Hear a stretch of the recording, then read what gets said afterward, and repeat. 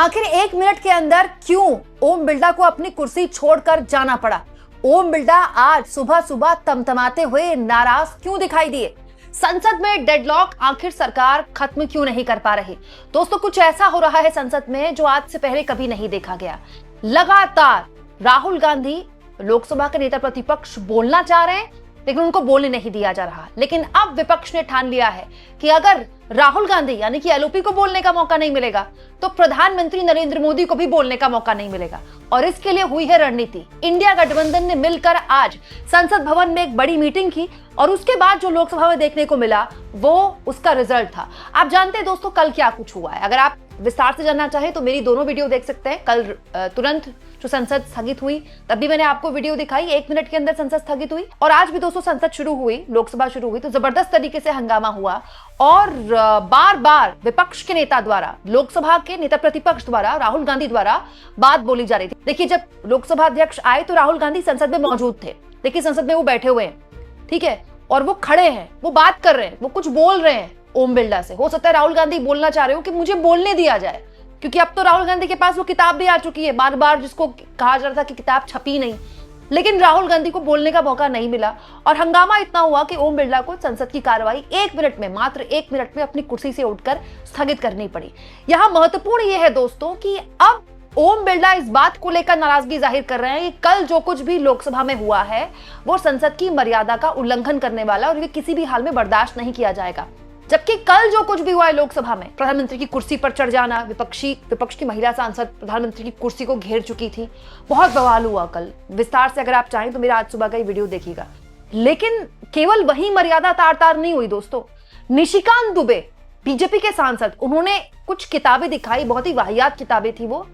उन किताबों में देश के पूर्व प्रधानमंत्री के लिए, पंडित नेहरू के लिए बहुत ही घटिया और दोयम दर्जे की शब्दों का और बहुत घटिया बातों का इस्तेमाल किया गया। बहुत ही मतलब कह सकते हैं बहुत ही कैरेक्टरलेस दिखाया गया उनको, और उन किताबों को भी दिखाने दिया गया। वो बोलते रहे, वो सब कुछ संसद में चलता रहा, उसके बाद संसद को स्थगित किया गया। तो अब विपक्षी नेताओं का कहना है कि नियम अलग अलग हैं।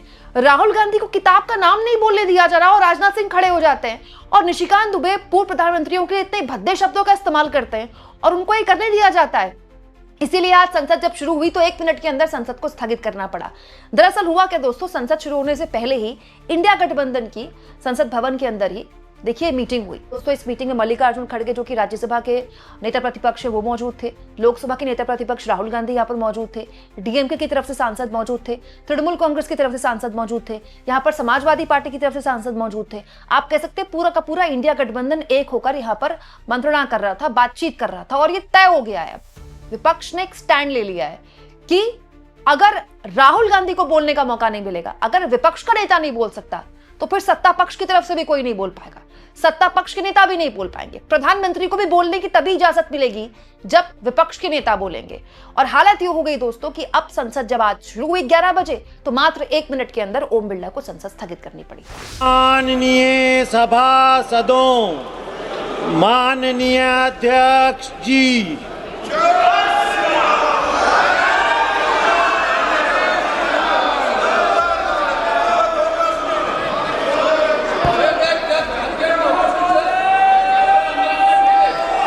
माननीय सदस्यगण,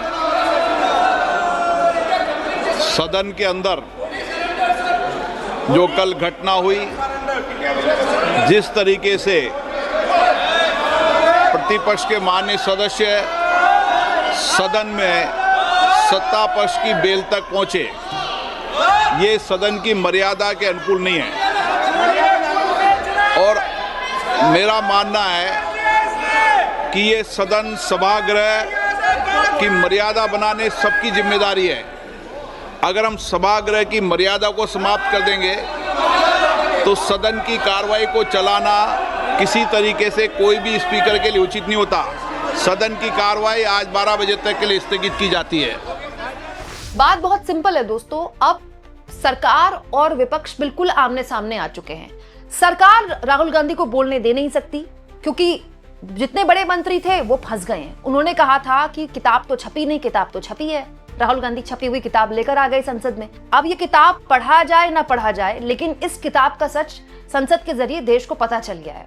राहुल गांधी को भले ही बोलने का मौका ना मिला हो, लेकिन सबको पता चल गया कि किताब में क्या था। अब ये पूरा का पूरा नेशनल सिक्योरिटी का मामला आ गया है। ये एक ऐसा मुद्दा है जिसको लेकर सरकार जो है इस वक्त बहुत बुरी तरह से दुविधा में है। क्यों दोस्तों? क्योंकि जब राहुल गांधी बोलेंगे तो वो न केवल चीन के मुद्दे पर बोलेंगे, फिर वो ट्रेड डील के मामले में भी बोलेंगे कि जिस देश में हमारा 1 से 2% टैरिफ था, वहां आप 18% का जश्न मना रहे हैं। और उन्होंने तो, अमेरिका ने तो आपके ऊपर 18% टैरिफ लगा रखा है और आपने 0 टैरिफ कर दिया। दोस्तों, पीयूष गोयल की तरफ से संसद में बोला गया है कि हम एग्रीकल्चर के जितने प्रोडक्ट्स हैं, एग्रीकल्चर को प्रोटेक्ट करेंगे। लेकिन ये नहीं बोला पीयूष गोयल ने संसद में कि अमेरिका के राष्ट्रपति और वहां की कृषि मंत्री झूठ बोल रहे हैं। वहां के जितने आला अधिकारी हैं ना, सब वहां के न्यूज चैनल्स में बैठकर बकायदा डिटेल दे रहे हैं कि हम ये एक्सपोर्ट करेंगे इंडिया में, हम ये एक्सपोर्ट करेंगे। उन्हें सब पता है, सारी डिटेल्स दी जा रही हैं, बकायदा अखबारों में छप रहा है वहां। लेकिन हमारे यहाँ कुछ नहीं बताया जा रहा। लोकसभा के अंदर पीयूष गोयल ने अपना 20-22 मिनट का भाषण पढ़ा, काम खत्म, कोई डिटेल तक नहीं दी गई। इनफैक्ट पीयूष गोयल ने जब पहली बार प्रेस कॉन्फ्रेंस की थी परसों, तब तो अंत में बोलकर चले गए कि नेगोशिएशंस चल रही हैं, डील अभी तक कंप्लीट हुई भी नहीं है। तो इस मामले में भी आप लोकसभा के अंदर फिर सवाल उठ जाएंगे। राहुल गांधी फिर सवाल उठा देंगे कि उन्होंने तो आप पर 18% टैरिफ लगा दिया, जो टैरिफ 1 से 2% था, आपने 0% कैसे लगाया? आपने क्यों नहीं लगाया 18%? तो फिर ये पूरा का पूरा मामला, अब दोस्तों ये मामला इकोनॉमी के साथ साथ नेशनल सिक्योरिटी का भी है। फिर जैसा कि राहुल गांधी संसद के बाहर बोल चुके हैं कि पूरा मामला एप्स्टीन फाइल का है, मोदी का नाम एप्स्टीन फाइल में आ चुका है, माल अभी और आना है, इसलिए मोदी ने डर के मारे ये डील की। तो बात सिर्फ चीन जनरल नरवणे की किताब तक नहीं रहेगी, बात उसके बाद बहुत लंबी चली जाएगी। और इस सरकार के लिए ये एक ऐसी स्थिति है जिसमें वो किसी भी तरह से मुश्किल में नहीं पड़ना चाहेगी। क्यों? क्योंकि फिर तो विदेश नीति के सवाल होंगे, तो फिर एस जयशंकर को जवाब देना पड़ जाएगा, फिर पीयूष गोयल को जवाब देना पड़ जाएगा, फिर तो रक्षा मंत्री को जवाब देना पड़ जाएगा, और प्रधानमंत्री को तो खैर जवाब देना पड़ ही जाएगा। और जवाब है दोस्तों जो इस सरकार से मिलता रही है। यही वजह है कि एक्चुअली में विपक्ष हंगामा कर रहा है तो सरकार बात ही नहीं कर रही। सरकार चाहती है हंगामा है तो हंगामा होता रहे। दोस्तों, संसद शांतिपूर्ण तरीके से चले, ये जिम्मेदारी सरकार की होती है। वो फ्लोर नहीं मैनेज कर पा रही है, वो हंगामा होने दे रही है। क्यों? क्योंकि विपक्ष को उसने कॉन्फिडेंस में नहीं लिया। तो सरकार आज चाहे तो आज बातचीत हो सकती है, लेकिन निशिकांत दुबे जैसे लोगों को बोलने की इजाजत दी गई। आप देखिए, आज सुबह से पूरा सोशल मीडिया भरा हुआ है बीजेपी के नेताओं के लिए। पुरानी उन पर जो किताबें छपी है, जो चिट्ठियां हैं, वो किताबें अब सोशल मीडिया में तैर रही हैं, ऐसी बातें तैर रही हैं। आपको पता है दोस्तों, ये किसी के चरित्र पर जब आप सवाल उठाते हैं तो फिर यहाँ तो कोई देवता नहीं घूम रहा है संसद के अंदर, तो कैसे कैसे लोग बैठे हैं आपको तो पता है। जिनके घर शीशे के होते हैं वो दूसरों के घरों में पत्थर नहीं मारते, क्योंकि यहाँ तो हर घर शीशे का है, कम से कम राजनीतिज्ञों के लिए। तो चरित्र पर सवाल उठे तो फिर कैसे कैसे नेताओं के कैसे कैसी वीडियोस, कैसी कैसी तस्वीरें और कैसे कैसे आर्टिकल सुबह से वायरल होने लगे हैं।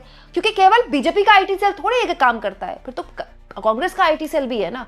तो ये एक ऐसी स्थिति में मामला आ गया है जो सोशल मीडिया में जंग लड़ी जा रही है और संसद में काम ठप है।